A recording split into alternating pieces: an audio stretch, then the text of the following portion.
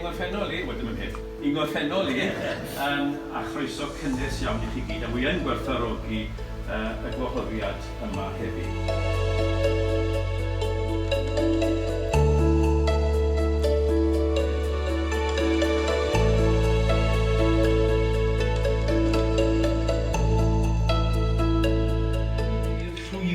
Mor fawr gyda'r subscriptions, fel yma 7,000 wedi rhagdalu eisoes. Am hynny, lle dechreuwyd argraffu gyda Mr Ross, ond 6,000 yn unig, mi ychwanegais y nifer i 8,000.